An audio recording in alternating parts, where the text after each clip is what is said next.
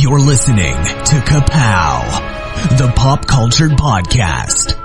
Comics, television, movies, and more. If it impacts fan culture, we have something to say about it. And now, your hosts, Jordan, Cliff, and Seth.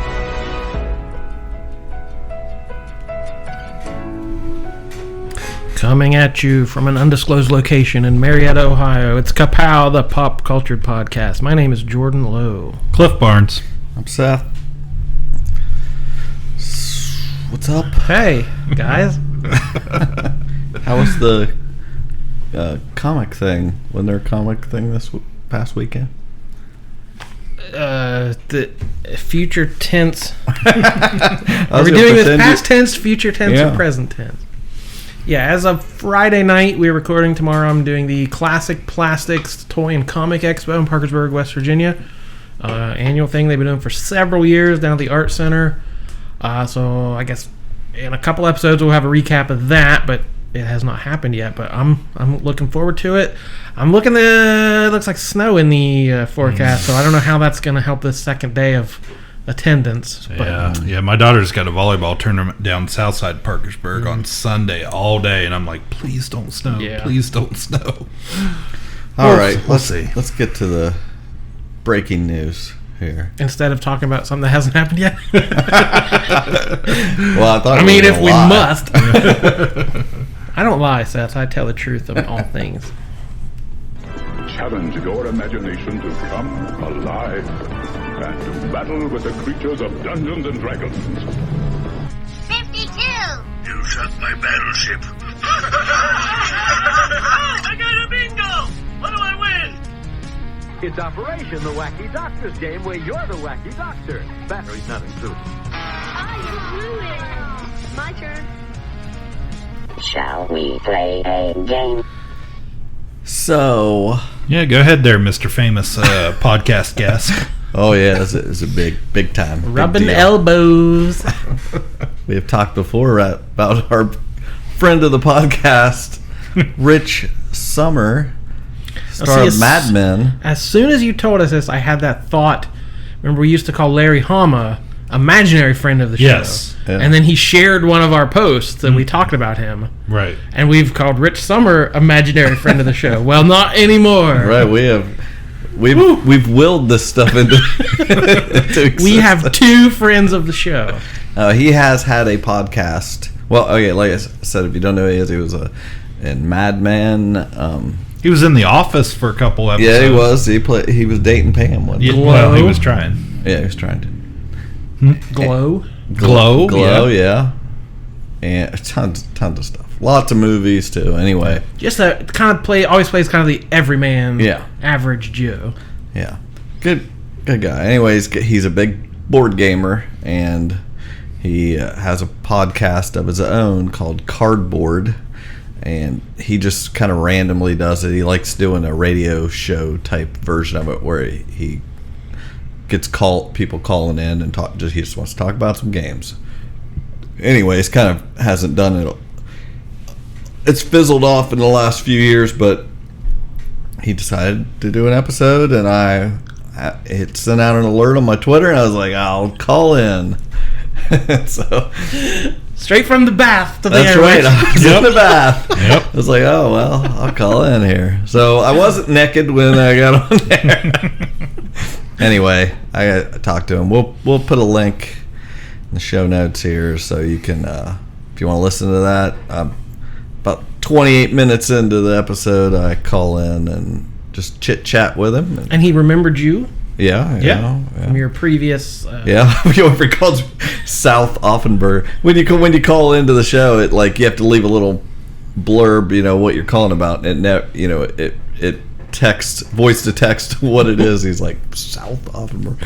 Anyway, yeah, remember I made that figure for the last Friday game, and he gave us our podcast a shout out at the end there. So Yeah, he did. So it may welcome anyone that was referred here by Rich. We talk about games all the time. Oh, so my God. stick Nothing around. but game. Yeah. We are looking at a wall of games right here.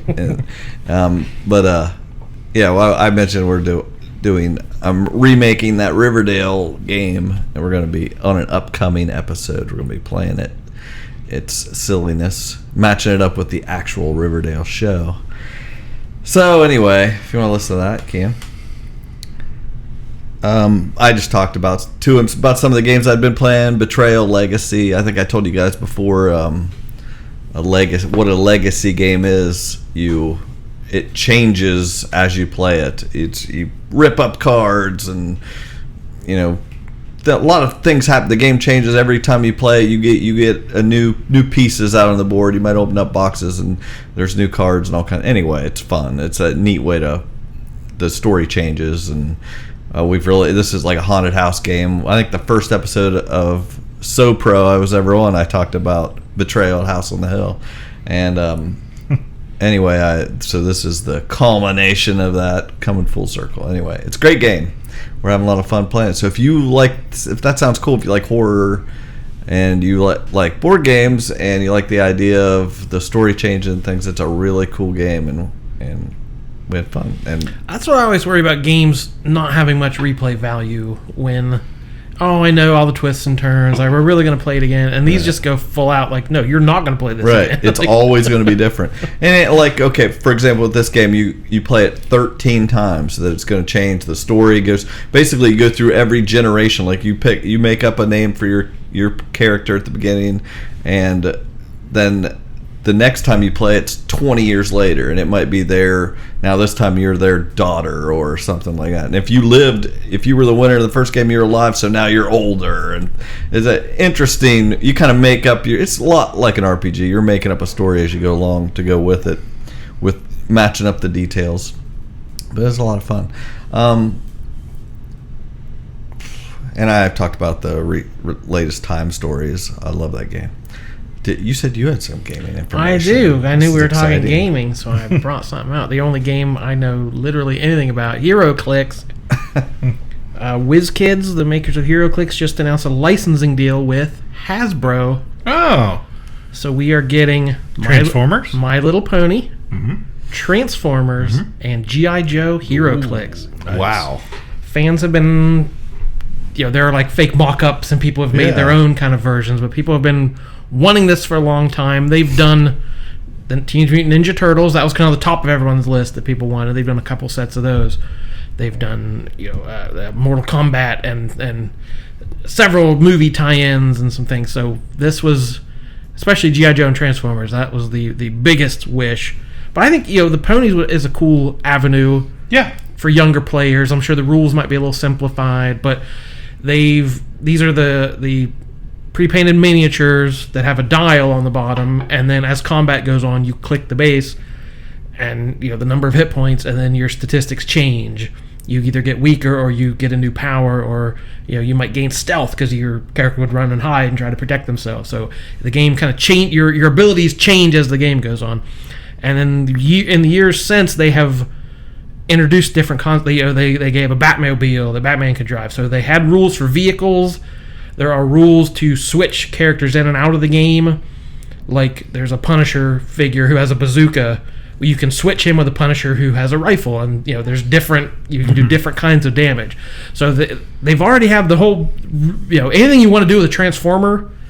You want to drive them around the board. You want to transform them to different abilities. Like, the mechanics are already there. And I am hyped for a G.I. Joe team of building a whole army of guys. Like, that would just take me back to childhood of who do you want on your team? Well, I got to have these guys. The way you always built your armies and set up your guys. Like, I will buy every one they make of the G.I. Joe class. So I'm looking forward to it. So that should be expected later this year. Cool. I wonder if they'll have anything at Gen Con. Oh, if there's any exclusives. I know. You're bringing That's some exciting home. now. Yeah. I'll come back with an armful of just be. You got to get that William Refrigerator Perry. You got to mail in the flag points. Yeah. They would have to make that. That would be amazing. That's pretty neat. I'm excited about that. I've never actually played HeroClix. It's fun. It's simple enough. I said you can learn it in 2 minutes. Yeah. Like the mechanics of it. It's it you looks have simple. movement, You attack, got numbers defense. on there, right? Yeah, that's so simple. But like I said, there are just a rainbow of different powers, abilities, and this one is good against this one, and this one counteracts that one. Like it's very complicated. The more if you want to make it complicated, it can be very complicated. Right. Pretty cool. That's it. Let's move on. You down with KPP? Yeah, you know me. What the hell is wrong with you people? You know me. What's wrong with you? What is wrong with you? You know me. I hate so much about the things that you choose to be. You know me. You don't know how it feels to be me. If you don't know me by now. Why are you the way that you are? I was trying to read that upside down, and I don't think I understand it. All right, it was my turn this week to pull a fortune cookie out of the pile. These are just kind of getting to know you questions, icebreaker questions that we give each other every week to learn a little bit about ourselves, as that 7-minute intro lets you know. That's right. This week, the question is, what movie or TV show did you tape off of television as a kid and rewatch? Oh my gosh. We all had VCRs, I assume. We all had... Yeah. I have no idea. No? Tape off of TV. I taped a lot of stuff off of television. It's like what... But I don't think there was anything that I taped a bunch of or something and rewatch. I know there for a while, somewhere around 1989, the Disney Channel premiered the new Mickey Mouse Club, and I loved that show. And it was on every day, 5 nights a week, and I would, because our routine with the neighborhood kids, we went after school, you'd ride the bus home, and we'd make plans on the bus, like where we were going to all meet up and what we were going to play or whatever. So it'd be like, we're going over to Johnny's house to play, wiffle ball tonight till dark or whatever, or football. We're going over. We had different front yards and backyards equaled different sports. If that makes any sense. Yeah, you got to worry about the landscape and where there's room to do stuff. Yeah. So I had to tape the Mickey Mouse Club and rewatch it later every day. So. That's the first thing that came to my mind. Now, did you tape over it every day, or did you keep a collection of them? Yeah, I would have it like a running... When did VCRs come out? VCRs? Like the 70s. What year did the Robin Hood, Disney's Robin Hood come out? Well, it came out on the VHS in 83 or 80. So that when we probably got our first VCR 84. Yeah. We were right in there, yeah. I actually think I'm too old for this. By the time you could record stuff off the... I was still recording stuff in college, so... I know what you're saying, but everything. It's not like there was anything. I'm I have to have every episode of this. Yeah. Anything on TV. We record. You set your VCR like you set your DVD. Yeah. The question is, and rewatch. Right. Is there something over and over and over again? Yeah. Because we had, one of those big TV stands, and the bottom was like a drawer you open. Yeah, we just had tapes. Yeah. And they're still down there, I'm sure. Actually, one summer, I don't know if I was in college or high school, I went through and cataloged everything we had taped, and at the 32-minute mark, this episode of Magnum P.I. or whatever it was. But yeah, we had, I think, Empire Strikes Back, and I think that's one of the reasons everyone says Empire's the best. But that's the one Star Wars movie we had on a tape, so I rewatched it and I was bored with it. Yeah. After years, so when I saw Jedi on, it was something fresh and new. So yeah, the stuff we had on tape, we wore out because having 3 channels or whatever. Yeah, I remember if it was HBO free preview weekend, we loaded up. We were in that TV. We got the TV guide and we were highlighting things we wanted to record. God, we were freaking Religion Central. You think we had HBO? No. But the other thing I will say, and maybe this is a better answer, I still have like you said, the VHS tapes, but we had Christmas shows, the Christmas specials from the 80s. We would record them and watch them over you and are so over on and brand. over. Like, I mean, Disney and Christmas. I'm sure you had some great football games on there. You taped, right? Watch them over and over. Well, it was the Browns, so not that many. But yeah, we really did, and I still have those. And I remember when I was probably like 18, and I had moved out of my parents' house. And I didn't have cable or anything. And when Christmas time came around, I remember getting those old tapes out and like watching all the old 80s commercials in between. Was the commercials were probably better than most of the shows. Yeah. Well, we had Tremors and Red Dawn on one tape. I think my neighbor had that. So we would go to his house every day in the summer and watch one of them. And then, like, we'd come in, from a break to eat lunch or whatever. It's like, well, are we watching Tremors or Red Dawn? That was the one question.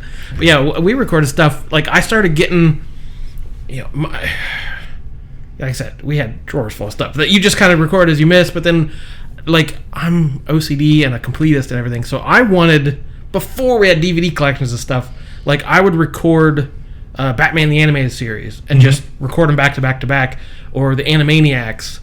Oh Lord, I had like 3 tapes with Animaniacs, went through and cataloged what episodes I had and what bits were in each one. So this was episode 32. At the 8-minute mark was a Good Feathers skit. Wow. And at 8:17 was a Pinky and the Brain. Like, so I knew where I could find all my favorite bits. Yeah. And I didn't have a chapter search, had to go to the right thing. But I did that with Speed Racer. I was late high school. They were playing it on Cartoon Network. And I saw they were playing, like, the first episode was on someday. I'm like, oh, I'm going to start it. And I started recording. I wanted the whole series, 30-some episodes. And then they moved it to, like, 11 p.m. It's like, well, if they're still playing, I got to keep recording. And they moved it to, like, 1 a.m. And I'm like, I'm losing sleep, but I got to stay up and record these. Because I edited out all the commercials, to make them all fit on the tape. So. Yeah. And in college, I brought a second VCR in because we had to do some school project and we had to edit tapes together. Oh, you're getting high tech. So for the rest of college, we just had 2 VCRs, and anything we rented, we would we would steal off the rental tape. So I got a ton of movies taped as well. So yeah. I mean, we rented movies, but like I said, they were pretty strict about anything we could watch, and we use VCR all the time, but it was just like record what was on that week and watch it. We record over it. Yeah, there was no series I was like taping to keep forever. Yeah, at one point I probably wished I had, like, when I was a little kid, had recorded like G.I. Joe and stuff like that, but it was on every night or every afternoon. You didn't worry about stuff like that, but there was always something on. Yeah. But yeah, I like that question. Yeah. I'm surprised. Like, I'm totally surprised by my answer. I'm like, oh, I'm as TV as anybody. But I feel like I was just watching everything. There's too many new things coming on. I didn't have time to tape anything. And we weren't spoiled to, like, nothing was on demand. It was, if you missed the episode, you got to wait till they rerun it months later. So, yeah, you think we would be recording more because of that. We had less options, but right. Pretty cool. Okay, what now? Oh, Dolores. What the hell is a sticky maple? Run, Barry, run! That's what I do. I dream and I know things.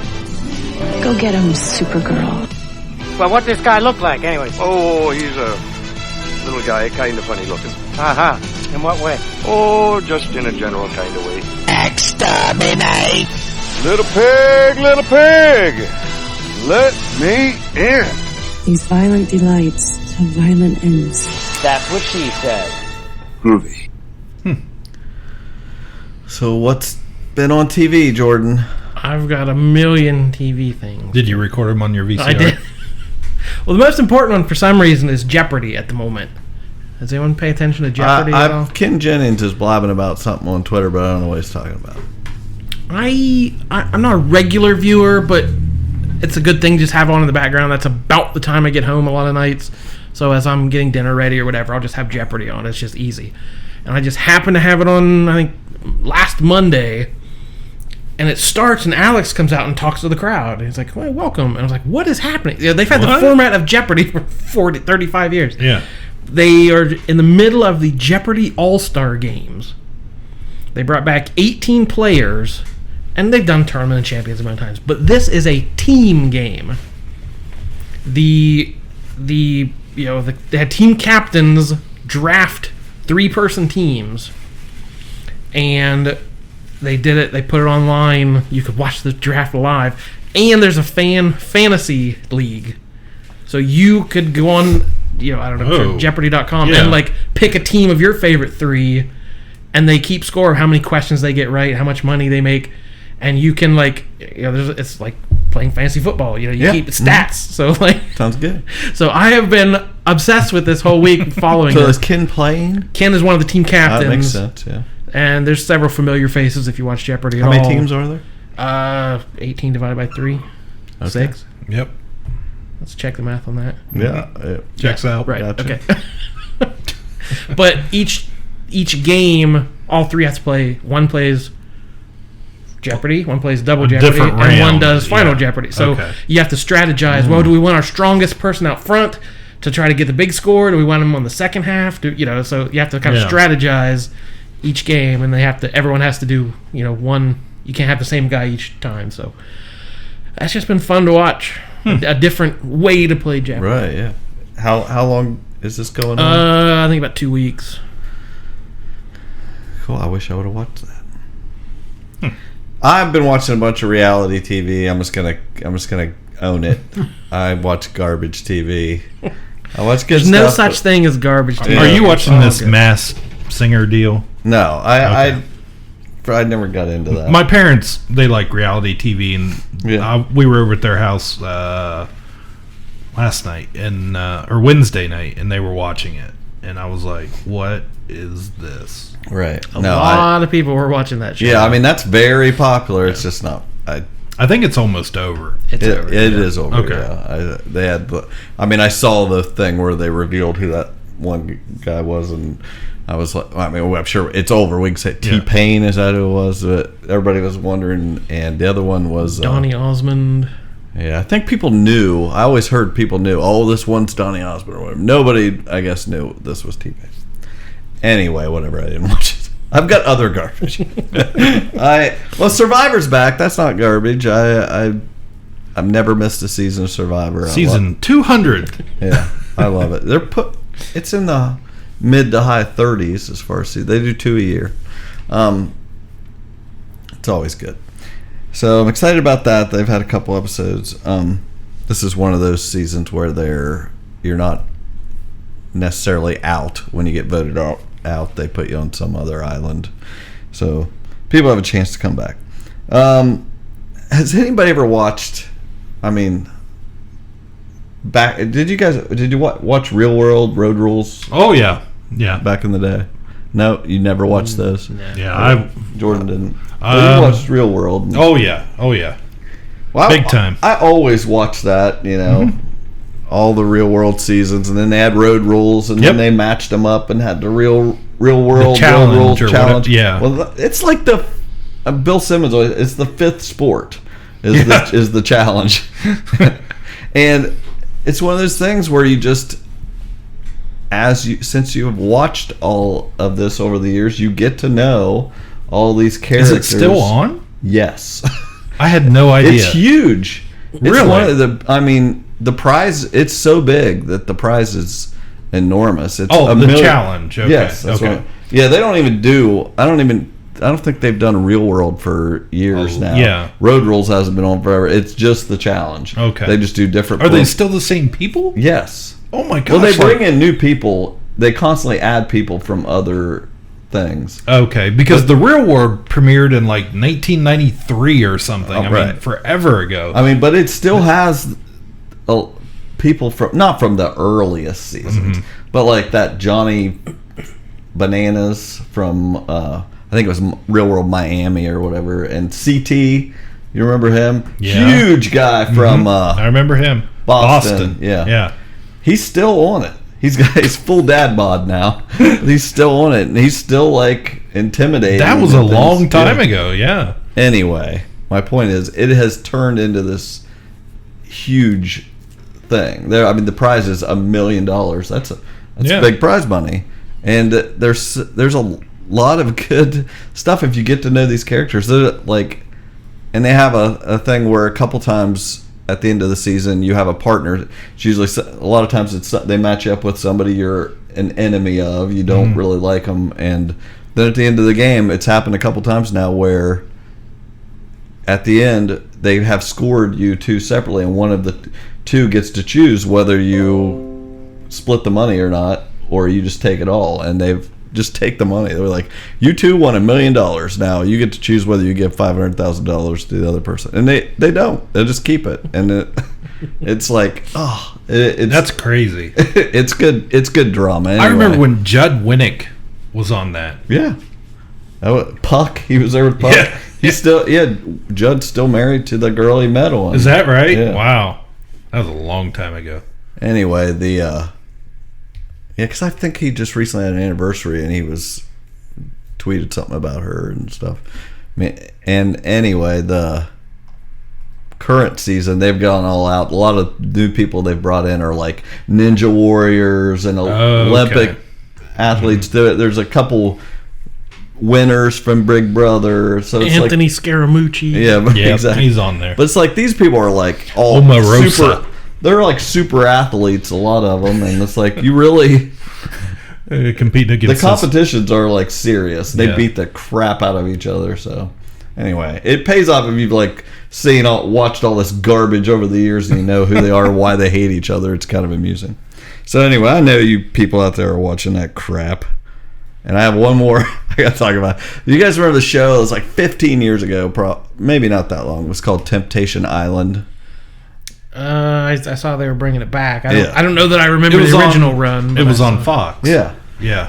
Briefly. I remember watching that back in the day, and it was like they have these couples who are like committed. Which was probably not a lot of competition back then. Like that was a novel. Right. It was a big deal back then. Yeah. Now there's a billion reality shows. But anyway, you're in a kind of a committed relationship. People have dated for a few years and don't know whether they're going to get married or not, so they send them to this island or whatever, and it's a resort. I mean, they're awesome mansions or whatever, and they split the guys and the girls up, and they put the guys with a bunch of women looking for love and the opposite in the other house, and they just try to just try to break them up.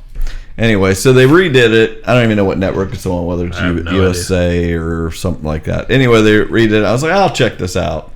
And it's so amusing to me. Because they put this girl... Because basically all the women are like, I have been so terrible to my boyfriend all this time. And now they're being tempted, and I look like a horrible person. This one girl, though, it was her idea to take her boyfriend there, and he didn't want to go. She takes him there, and she's like, we'll just test ourselves or whatever. Immediately, he falls in love with some girl, and is just doesn't want to be with her anymore, and she's regretting ever coming there. It's the best. I just love that she ruined her relationship. Oh. So that's all I had to say about that. I just love that this girl did the stupidest thing ever and brought her boyfriend there, and he just immediately had sex with some other girl and didn't care about her anymore. Garbage TV. I love it. I just thought it needed to be said. I know people are watching this crap. We watch plenty of stuff we don't ever talk about. Right, yeah. So. I'm saying it. I'm bringing it up. Better Things is back. Did you watch that show? I've seen a few here and there, but never committed. Pamela Adlon, I think her name is. It's in the style of like Louis, but where it's just they may sit there and just listen to music or something. It's such a carefree show. You're supposed to be watching, almost just she's just living her life and dealing with her kids and things. It's pretty good. I've liked it. Season 3 just started. That's about it. The only thing I have is my wife has kind of turned me on. She likes I like sitcoms too, but she started splitting up together with Jenna Fisher. Mm-hmm. It's pretty good, not bad. I'm not sure what direction. I haven't watched enough to really understand what they're trying to accomplish. The other show she really likes is The Kids Are All Right, which is that new, big Irish Catholic family, 1970s. They're dealing with, things like the Vietnam War and the draft and stuff like that. It's pretty good. So it's like a funny This Is Us. Yeah, kind of. I haven't seen that, but yeah. I've watched some of that splitting up together. All right. Is that for TV? Yeah, that's it. I haven't even talked yet. Oh, well, you got a bunch of TV. We'll just do a couple just so I can check off here. The Tonight Show. Jimmy Fallon's been the host of The Tonight Show for 5 years. They just had his 5th anniversary. Mm-hmm. And to me, it was like, that seems like he's been the host of The Tonight Show for 20 years. Right, too long. It was episode 1022, so he's done over 1,000 episodes in 5 years. Well, he did do the Late Show. Right, that maybe seems like he's been on TV longer. But I just happen to... I always look to see who's on every night. If there's a good... I don't normally watch him, but if there's a good guest, and I saw it was like Tina Fey, Ben Stiller... it had like several names. I'm like, well, that's a great episode. So I turned it on, and they were doing kind of at the very beginning, it starts, and like you see Higgins, the announcer, talking to the crowd, like a behind the scenes shot. I'm like, they don't normally do that. That's weird. Talking about, here's the applause sign. And then Fallon walks out right past that photo of Gary Shandling. I was like, what is happening? This is so they were doing a homage to the Larry Sanders Show, basically. So they were doing a real episode, but they kept going backstage and having little things, like they were running jokes about Fallon's, he's puffing up a little bit. He looks kind of fat, don't you think? And so they're like, he was backstage. Robert Irwin was on, Steve Irwin's son, and it was like him. You always bring these animals. He was like yelling at him, and then he comes out and his mic was on, so the whole audience hears him berate a 15-year-old kid. Right. And so like it was just kind of, it was a real show, but also kind of phony, and it was like very well done. They put a lot of effort into this as a performance. Right. Yeah. And then Seth Meyers right after that, it was his 5th anniversary too, because they premiered on the same night. And like he does his monologue, and it comes back, and he's like, "Hey everybody, it's my 5th anniversary. Thanks for watching. We really appreciate it." Okay, next thing. Like he did like 20 seconds. It was like Fallon probably worked for months, coordinating all this, and Seth Meyers was like, whatever. I do love Seth Meyers. Yeah, closer look. That's one I don't miss. I record that one every night. You save them. Yep. I do. I record them. I catalog them, all 1,000 episodes. Cut all the commercials out. Speaking of Steve Irwin, Animal Planet brought the whole family back. Has anyone seen? He's been kind of in the. It's the anniversary of him dying probably a week ago now. Animal Planet premiered Crikey, It's the Irwins, following his wife, daughter, and son, and it got huge ratings for them. Like people love Crocodile Hunter, and they would mix footage in. They show footage of Steve at the beginning, and then it was like following them around Australia Zoo and all the koalas having a baby, and tracking all that stuff, the kind of stuff he used to do on his show. But before this premiered, this was months ago. They've already done the whole first season, so it premiered a long time ago. But they aired a 2-hour documentary called The Steve Irwin Story, and it was really excellent. And it kind of had a lot of footage of him back, in the early 90s with the long mullet and like stuff he was just recording himself. Just took a camera out into the bush and was like, "Oh, here's my technique for wrestling crocs." So it was. I love Steve Irwin, and it was excellent. I guess I've always like I did too, and I feel like I got all I needed. Like it was just like, I hate to see what happened to the guy. It was just like I never have felt like I need to revisit it. Well, he's also been in the news with the PETA thing. Yeah, they tried to use his passing as fuel for their on his birthday. Yeah, saying like Steve Irwin's not what conservation is about. Well, sorry PETA, screw you, because his parents started Australia Zoo, and it was just like a couple of acres, 2 acres, like a roadside attraction. Come in and see some koalas and stuff. And he used his fame and money And he made that Crocodile Hunter Collision Course movie. Yeah. He guest starred on tons of TV shows, late night appearances. There were board games and kids' books, and like he merchandised a lot back then. But he didn't enrich himself. He used it and turned Australia Zoo into over 1,000 acres. He bought conservation. He's bought land all around the world. Of just like, hey, I made a lot of money off this. We're going to buy some acres in the rainforest or whatever. So he put every dime he made back into conservation. So, yeah, for PETA to try to besmirch Steve Irwin, they got blowback hardcore. That seems so dumb. Yeah. So that didn't work out for them. But I grew up watching, Marty Stauffer, with Wild America or whatever. I love those shows on PBS.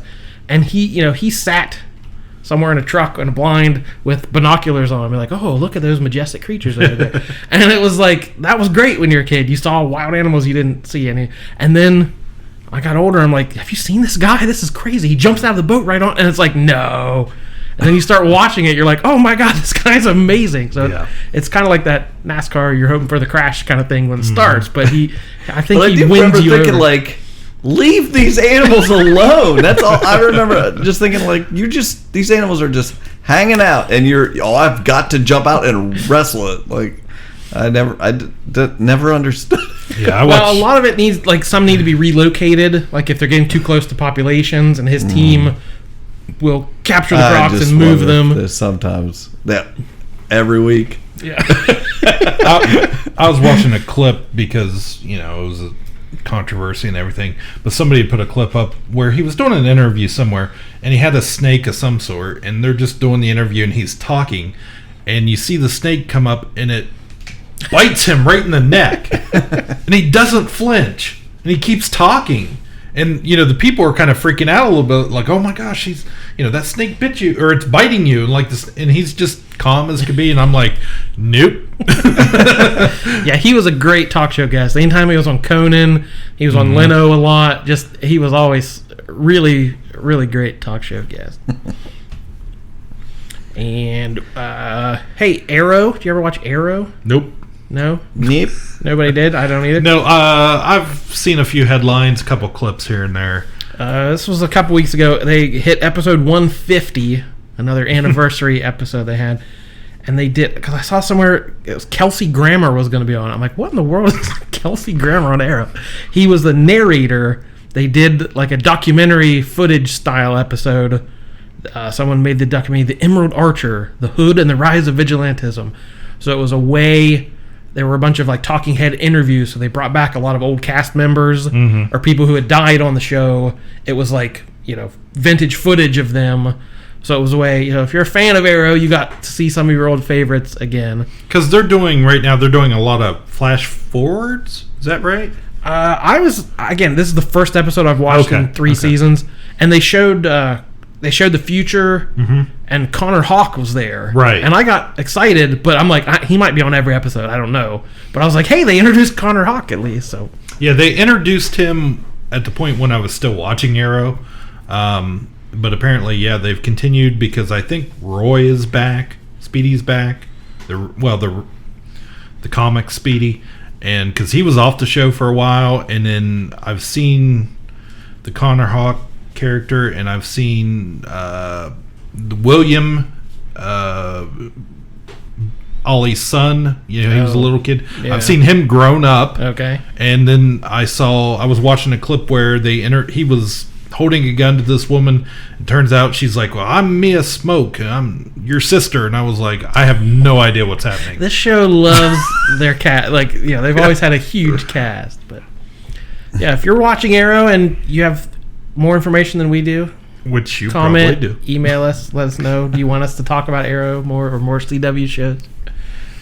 And one last thing, Whiskey Cavalier premiered. This was the Lauren Cohen show who left Walking Dead to do this show on ABC's Wednesdays at 10. Co-starring Scott Foley. Oh. From, of course, Felicity. CBS's The Unit. Another amazing show. You should watch The Unit. So amazing show. The Unit is an amazing show. I just wanted to get you to repeat that. It is amazing. What is it about? It is like U.S. Special Forces. Yeah. Created by David Mamet, the playwright, and the guy who created The Shield, Sean Ryan.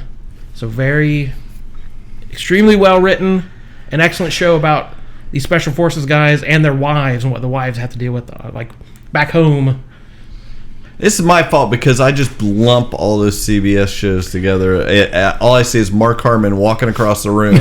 He never stands still. He just walks across the room and says something smart alecky, and I'm like, oh, this is garbage. Yeah, this premiered in like the early 2000s, and it starred Robert Patrick. And I was like, Robert Patrick's got a new show. Cool. That's the only reason I watched it, the first one. And I'm like, holy crap, David Mamet created a TV show? Like, they didn't advertise. Like, acclaimed playwright, creator of Glengarry Glen Ross, coming to you, CBS fans. Like, that was not a selling point. Right. And then you bring in Robert Patrick, Dennis Haysbert, and Scott Foley. Oh, we should have seen Appointment Television. Dennis Haysbert. But yeah, so this show, Whiskey Cavalier, he's an FBI agent who just got broken up. His girlfriend just broke up with him, and he's acclaimed in the FBI because he's very sensitive and he understands the human side of things. So like he can get into people's heads and he understands the emotion everyone's going through. So she's the exact opposite. And she is a CIA agent who's like no nonsense, has the most captures in CIA history, and they're up against each other. And then there's a team, a multiracial team of support staff. They've got the hacker guy and there's the CIA analyst. And there's like the tech guy who creates the James Bond Q figure. So sounds like Arrow. So it's basically set up as one of those kind of shows that could run for 10 years, like any of the CSIs or whatever. I always thought Unit was the fake British military organization that Doctor Who worked for there for a while. Could be. Yeah. We don't watch Doctor Who. Take my word for it. But I was doing a crossword puzzle a couple weeks ago, and the clue was Scott Foley's Felicity character. And I was like, I have not watched that show in 20 years. I have no idea. Yeah, but you have the tapes. I was like, I have no idea what his name was. What is it? 4 letters? Oh, Noel. It just boom. It was there. I was like, Noel and Ben, of course, the love triangle. Like it's all still in my head somewhere. Of course. It's all right there. I never watched an episode of Felicity. On the tape. It's buried in there somewhere. All right, that's so. Was it good? They had good chemistry. I like both those actors, but it was, again, it's a pilot, so pilots usually aren't the best. But it was pretty formulaic. I can see every episode will be a new mission they got to figure out. So if you're into that kind of show, procedurals, you don't have to watch every episode of. There was some good action. There's some neat set pieces and car chases and stuff. I know. I saw it had popped up on my Hulu suggestions under the new TV. So, anyways, okay, is that it for TV? Yep. We're gonna move on with some movies. Save Martha! Puny God. I'm just a kid from Brooklyn. I'm Batman. Kneel before Saul! On the roof! Said it yourself, bitch. We're the Guardians of the Galaxy. So what's it gonna be, huh? Long sullen silence? Or mean comment? Go on. You got me in a box here. So it's been a week or so. Jordan, did you watch the Oscars? We talked about we were going to watch the Oscars. Every minute. So they started off with Queen playing, get a bunch of elite rich people in a room singing "We Are the Champions." None of them had rhythm. No, I did watch How do rich people not have rhythm? Yeah. You can't buy rhythm. Oh, yeah. It's stomp, stomp, clap. Stomp, stomp, clap. It's not difficult. Yeah. What? It just was like, oh, are they really gonna just chant "We Are the Champions"? All you Richies. It's like something about that. Had you guys seen Adam Lambert with Queen before? Yeah, I knew he'd been touring with them for the last couple of years. For a while. But I'd seen him a couple times, I think, on talk shows with the musical guests. I was not impressed with. Yeah. He's okay. Yeah, I mean, I remember him on American Idol and he was good on there, but I could I'm not impressed with his. He's a lot of flash. Yeah. But the real star of the show is when Tina Fey, Amy Poehler, and Maya Rudolph came out. Not the hosts. They weren't hosts. But to me, it's like you were saying in that last episode. They destroyed the very idea of all the dumb stuff they do during the Oscars. Yeah. Mm-hmm. They're like, oh, then we can do a joke like this. They just undercut all that silly stuff. And it's like, there's no need for it. You just said we're all past that. We all know it's silly. It's a joke. And they basically buried it. So if they never have a host again, that's fine. Right. The only thing, it'd been nice if they'd have come back at the end, because they really did what a host needed to do for the Oscars. Come out, do a beginning, and that's it. You know, we don't need a host ever again. It was so great the way it played out to just have each thing, you know, announced by a different group like they always do, without that host garbage in the center. That worked out so much better. Kept it to just over 3 hours. I mean, I like it to be long. I want there to be hours of it, but it's nobody got torched the next day for being the awful host of the Oscars like they always do. Just Green Book just got torched. Yeah, well, I wasn't happy about that, but there's always something I'm not happy about. I was mostly happy with the show. There's tons of diversity. We had lots of, you know, there's people you don't like some winners, you know, and you do like some. So I was happy. Spider-Verse was best animated feature. Olivia Colman won best actress, and no one expected that. It was supposed to be Meryl Streep.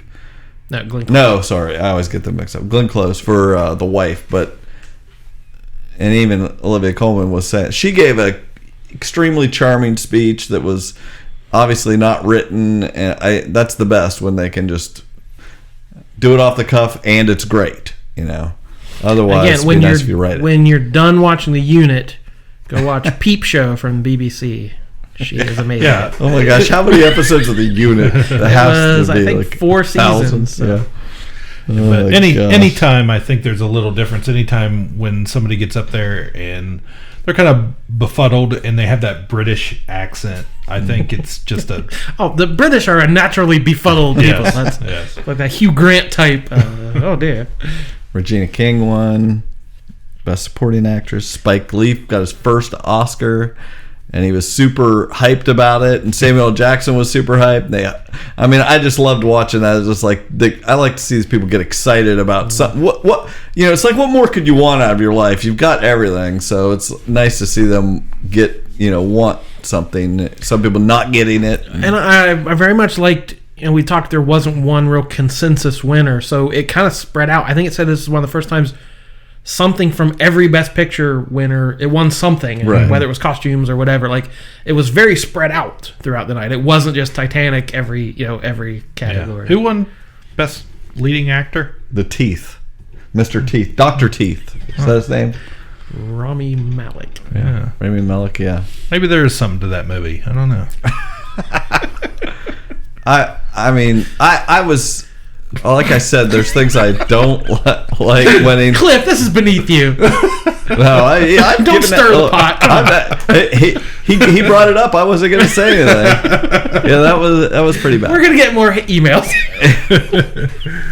Yeah, I actually, when they performed Shallow, Lady Gaga and Bradley Cooper, that was phenomenal. First off, the way they shot it behind them, and man, I thought they were going to do it. Did you know he sat down beside her, and there was so much chemistry. I was like, his girlfriend is right out there. Like, talk about Temptation Island. But I was just thinking, I was like, this guy, you know, like, I honestly thought, you know, earlier in the year that Star is Born was going to win a bunch of stuff besides song, and I originally was not too thrilled about it, but as the year went on, I was like, it actually was. I would have been a lot happier with it winning than some other things that won. But I feel like just look at it. He sings, he did this performance, he directed that, did all this great acting, and Rami Malek slaps some teeth in and lip syncs, and boom, he wins the best actor. Whatever. So Cliff, salty. You get equal time to respond. So salty. He was wonderful. And well, he's going to be the new villain in the Bond franchise, so it's going to be Jaws. Yeah, he said Jaws, exactly. He's going to put in some metal teeth. Yeah. So you saw Green Book? Or you didn't see Green Book? No, I did not see Green Book. Book. Green Book, okay. So there was a lot of course, it caught a lot of heck because we talked about this before, it's just dated. The concept of the movie is dated. Well, it's a lot like we talked about Bohemian Rhapsody. Like, it made people feel good. Right. So when you left the theater, you felt good about America, and we're making progress, right. and racial equality is getting closer. So I can see there's nothing wrong with that. If you right. liked it, it made you feel good, great. But I've also heard, again, I haven't seen it. I'm not going to criticize it, but it just seemed like one of those old timey. Yeah. Like we've moved beyond that, and to me it looked like, people share the memes on Facebook that are like, a cop bought a black kid a bicycle so he could get to his job at Wendy's. Yeah. And people share those and feel so good about themselves. Oh yeah. That racism is fixed. Yeah. And to me, Green Book is the movie version of that. It is a little snippet in time that's probably not even true factually. Right. Oh, they didn't. Yeah, there's a lot of behind the scenes about the making of that movie. And like the main character. Well, actually, when Mahershala Ali found out, he didn't even realize I'm not the main guy in this movie. Until later, after the movie's been done, he's like, "Oh, it's not about me. It's about what great this white savior did for me." It's all about Viggo Mortenstein. Anyway, yeah, it's one of those things that people just don't think about and think like, oh, this is feel good. The racist and the person having racism inflicted upon them, if they just get along, yeah, everything's fine.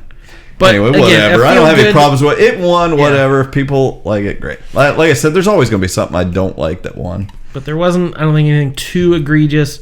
I just had the nagging feeling, and there was no way this was ever going to happen. I shouldn't have even thought it.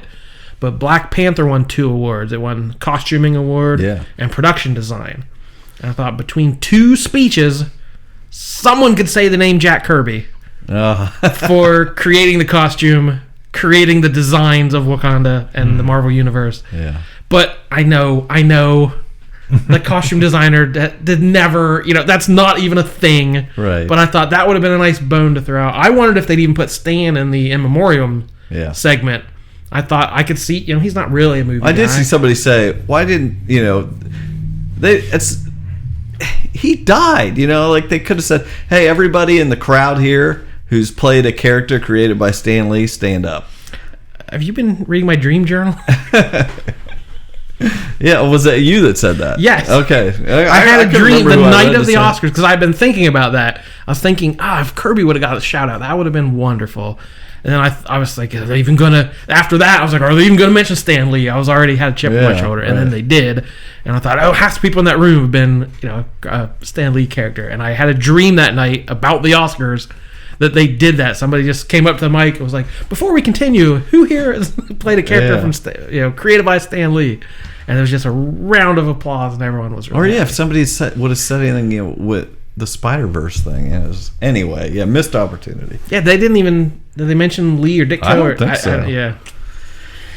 Anyway. Still a long way to go in the comic book, It was probably, they probably had trouble reading those credits with their names. They were so blurry. Here he goes again. Always contrarian, Cliff. Anyway, whatever. It was pretty good. I enjoyed it. What else movies? I don't know. I don't really have anything. I watched some stuff on a few more that I hadn't caught last year. I had driven to Athens at one point last year to watch Burning. This, I think it's a Korean movie, and I got there, watched 20 minutes, the power went out, so I was like, I didn't get to, never saw the rest of it. So it was on streaming, or I rented it or whatever and watched it, and it was pretty good. It's good.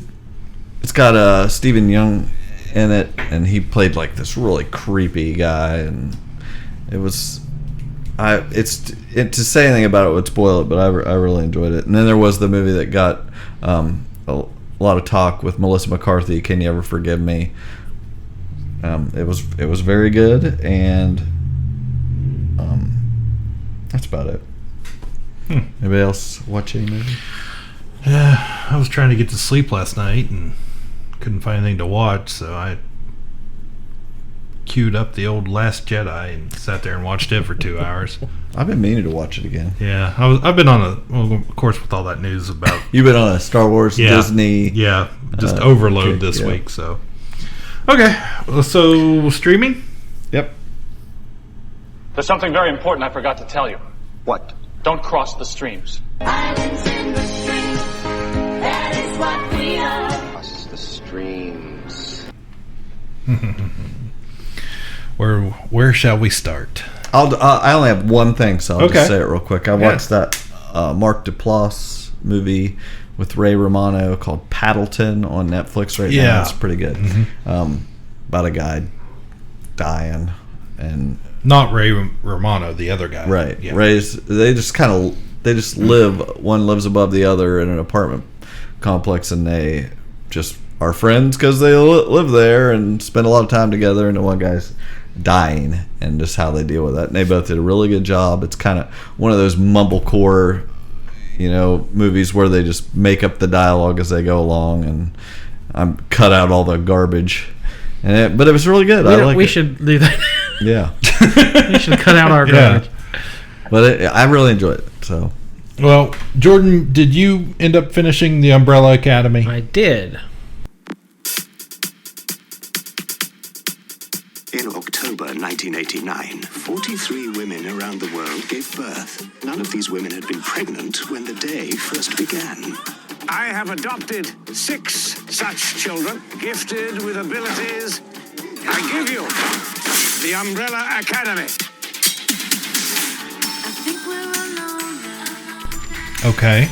It was, 10 episodes total? Mick went on a tirade today, by the way. His girlfriend made him watch that. He did not like it. Really? Now, we left, you had watched 10 minutes, and you're like, I'll see if I hear anything good. So, Seth, did you? Oh, no, I didn't watch it anymore. Okay. The world ends in 8 days. I have no idea how to stop it. I'll put on a pot of coffee. Now, Jordan, you have read some of the comics. All of the comics. Okay. But it's been a long time. Yeah. So I was a little bit. I needed a refresher, of course. And the series obviously. Cut out that garbage when I hit the mic. No problem. The series obviously changed a lot because the comics are very gothy, weird. Well, there's no music in the comics, right? And this, from what I've heard, this is like the music, fight to music. The music is killer. The music is terrific. It is. And I had mentioned, I first off, I finished it before you guys. I really enjoyed it. Mm-hmm. I thought for a Netflix show, it's not big name superheroes. I thought this is pretty good, and there are characters I want to see more of. Number 5 was great. I liked the kid actor in it. He was, most kid actors aren't terrific. Yeah, but I bought that he was like a 50-year-old man in a kid's body. Right. He was very good. This kid, we might see him go places, hopefully. But I really enjoyed him. My favorite of, I think most people, I'm guessing, would probably say that the Seance character, Klaus, was probably the best. I believe the line reading of the year to beat now is from Klaus saying, "Maybe they're here for Kenny's birthday party." That was great. The way he delivered that line killed me. Yeah. That's not really a spoiler, but but had the Umbrella Academy just been Klaus, I would have watched the whole thing just for him. That's so funny. But I just having not really watched it, I know what character you're talking about, but I heard some people talking like he is a hated character. Oh, I loved him. But it's that sort of, he begins the show as a drug addict. Yeah. But you learn sympathy for him as he's using the drugs to keep these voices that way. So you get I can see, he is very annoying. He's not, he's mouthy and he's selfish and he steals and lies. He's not an easy character to like, but it's just interesting. I'm like, I'm getting this. Yeah. Between the line about Kenny's birthday party and him driving the ice cream truck, it's like, that's all I need right there. The only part that really bothered me was the space boy Luther. Did I tell you that I thought he was Archie Andrews level dumb? Yeah. Yeah. And I could not stand him. It was, you had mentioned, in the comics, he had a gorilla, an ape body. Yeah, that was a spoiler, I guess. I didn't know that was a reveal later in the season. Well, I'd watched the first couple episodes and I was like, well, he's real big, but that's not, maybe they just made him big. And then, of course, we see it later on that the comic is much more comic booky. Yeah. They all use their code name. I don't know if they ever use the code names. I don't think they did. Maybe once or twice, or you see a sign like "Go Space Boy," but the comics, the comics lean into that hardcore with more super villain action and code names and costumes, and the show scaled back on that a little bit. I don't know which is the right way to go. Making it more mainstream. How many episodes are there of it? 10. Yeah.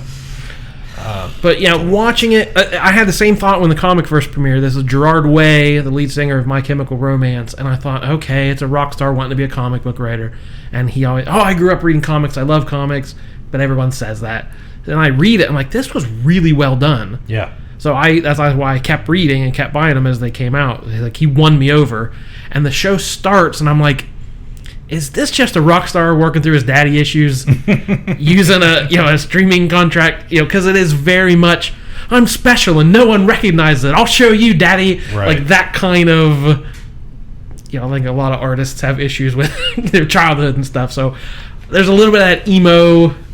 You can see where the music comes from, but I thought they did it really well. It's pretty universal.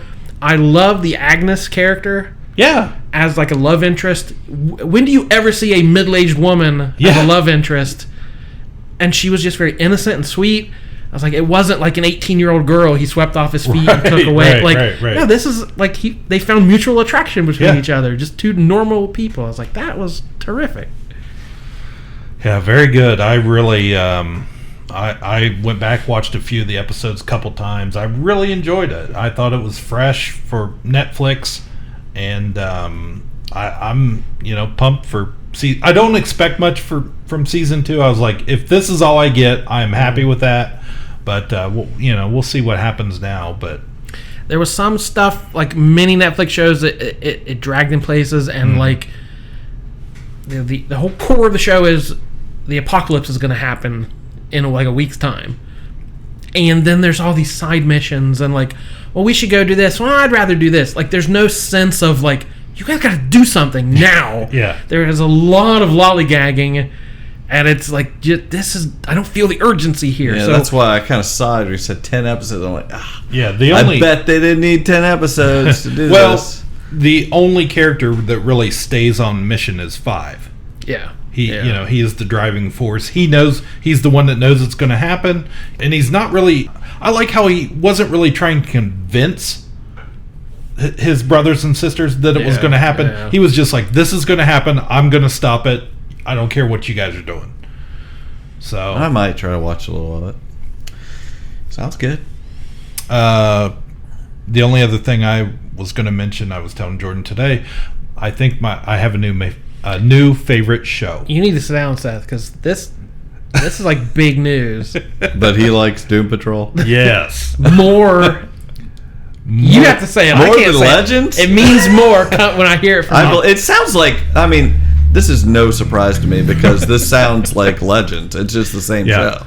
Well, so if you like it more, I believe it. I told Jordan today, I said, in 3 episodes, I think they've taken what I love about Legends, all the weird, funny, quirky little things that happen, these oddball characters, and they have just multiplied it by 100. And I know these are old, Silver Age characters or whatever, but to see them on screen, I thought I was gonna not like Brendan Fraser as Robot Man. It just seemed kind of silly, but he is like the star of the show for me.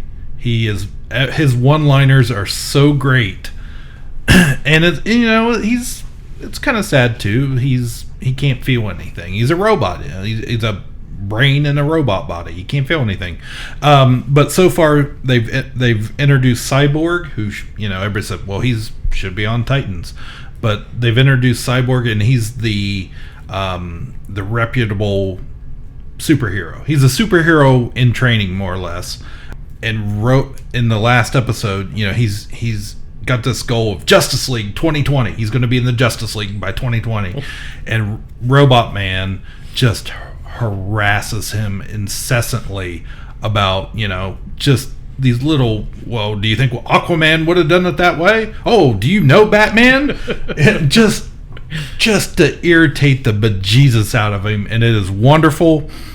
But all the characters, all the characters have had some sort of tragic accident that's, put them away from society. They either look weird or have a weird power of some sort that they can't control.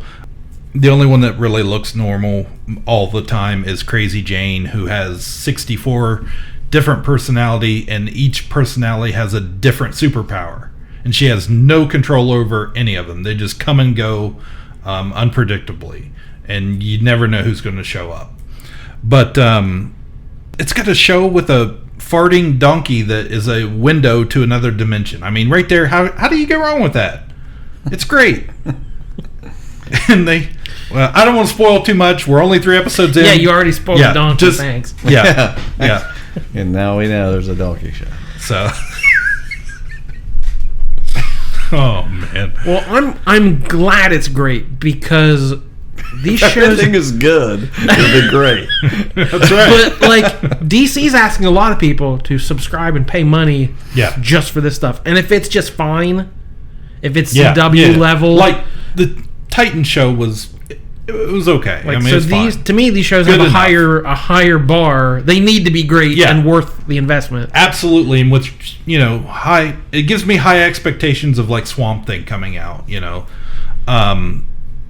Because the service, it's not really that expensive by itself, but like we were talking earlier, when you start adding up your Netflix, your Hulu, maybe you have CBS streaming, or which we'll have to get. Right. Because of freaking Twilight Zone. I'm so mad. It's like, we're going to make our best shows. We're not going to be on TV. And then you got to do a Patreon for all your favorite podcasts. You got to add that. That's the first thing, even. That's what sucks. Exactly. But you got to do it. You got to budget that out. Yeah, you really have to kind of nail it. This month I'll get this, and next month I'll pay Ka-Pow. Automatically taken out of your account. That's right. That's easy. At least it's easy. As if, yeah. So the service as a whole, we haven't talked much about it, but there are a lot of older television shows and specials that you can't get anywhere else.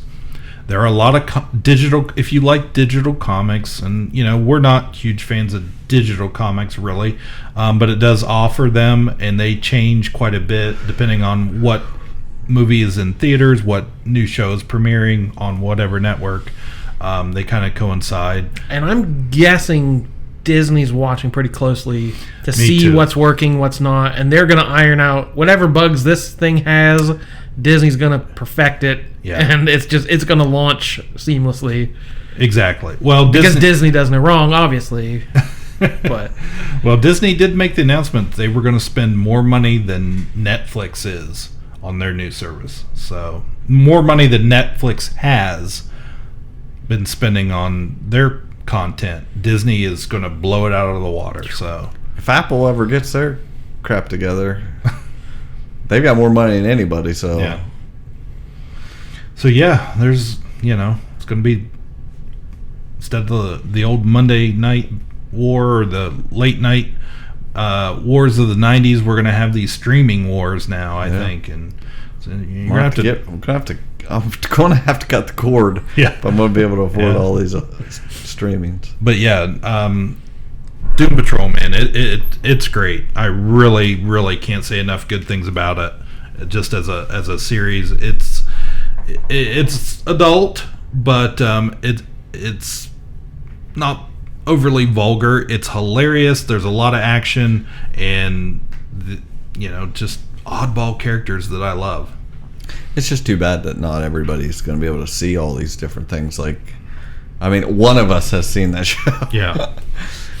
Well, that's where a thriving Patreon account could come in. It certainly would help. That we could afford all these things. We could put that money towards subscriptions. Yeah. So we could tell you about it because won't be able to afford. You won't be able to afford it, but you'll be helping us entertain you by. We'll describe everything that happens. Yeah. Just like Riverdale. Yeah, we'll assume you can't afford CW. We'll stay it out on Riverdale. Coming up. All right, that's it. We did it. Yeah. Hey.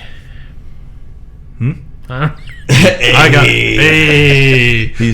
Remember that episode of The Office when the guy comes in to install the new telephone system that would virtually replace Pam, her entire job, right? And he comes in and he's been there several times and everything. He's like, "Was Michael Scott here? I'm here to change the phone."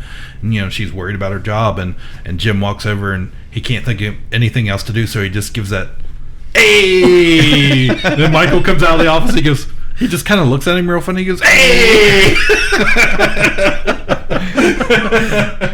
The guy just ends up walking out. He's like, these people are nuts. That could be our new sign off. That's hey. So yeah, plugs a little bit. Go listen to Seth on Cardboard Podcast, 28-minute mark.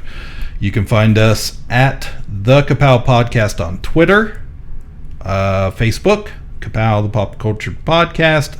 Email us at Ka-Pow the Pop Culture Podcast at gmail.com. We're on Podbean, Google Play, iTunes. Leave a 5-star review.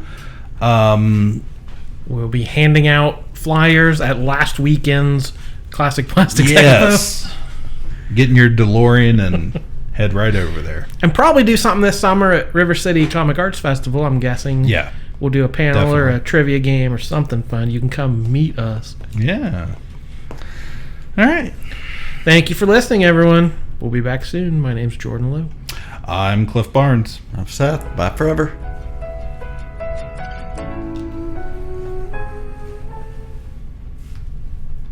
Ka-Pow, the Pop Culture Podcast, is intended for entertainment and information purposes only. Sounds, music, and clips played during the podcast are property of copyright holders. All original content is property of www.udownwithkpp.com.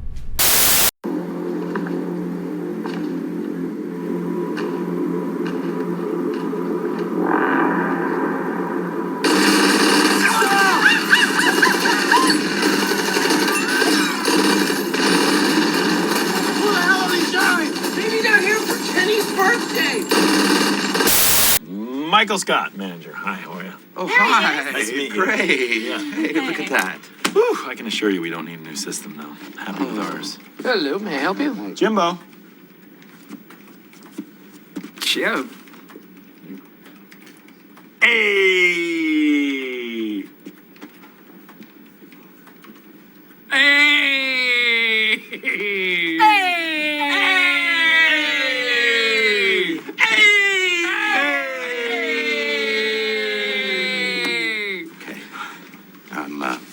Where'd we go? Hey! What was that? That was funny. That was funny. Let's go do it to somebody else. Hey!